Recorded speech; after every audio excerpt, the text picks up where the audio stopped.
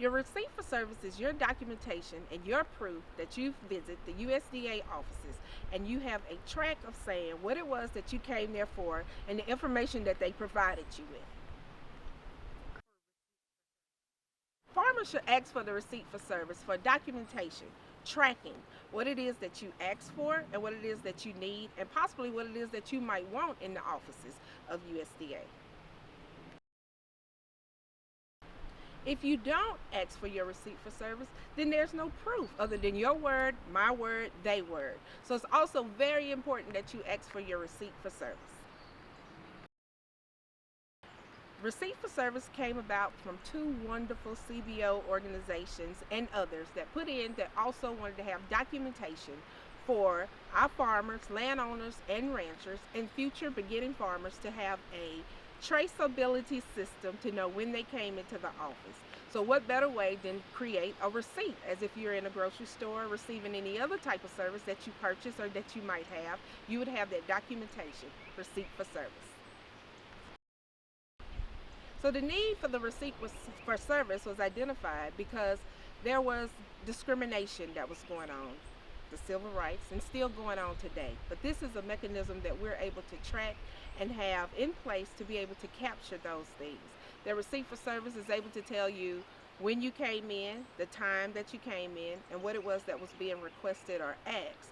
So that was very important to be put in place from farmers and communities around the world that came together and said, what's another way for our documentation or for us to be heard where it's not just our word? And no more than important is the receipt for service is the documentation. So out was born the receipt for service.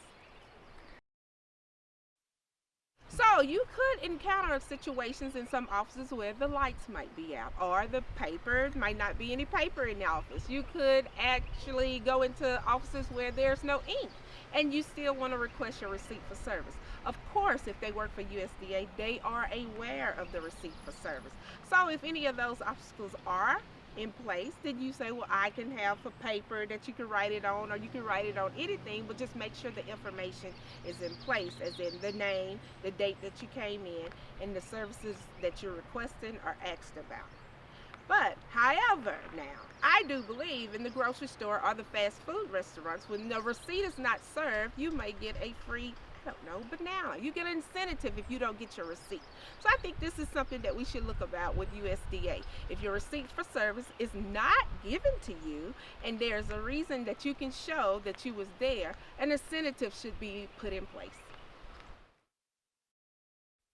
As a farmer going in to apply for a program and I might have missed the deadline, and then another office said I didn't miss the deadline, I had a receipt for service because when I went in there, they had told me that the deadline was passed. Therefore, the county that I didn't make clear that it wasn't what I was asking for, it was still up in another county. So I used that receipt for service to be able to say, okay, I did go in there, and to come to find out it was just a glitch. I wasn't behind. But due to that receipt for service to be able to show me, even though the deadline had passed, I came in on the day. So being able to have that, I was able to get into that program. So that's the importance of having that receipt for service.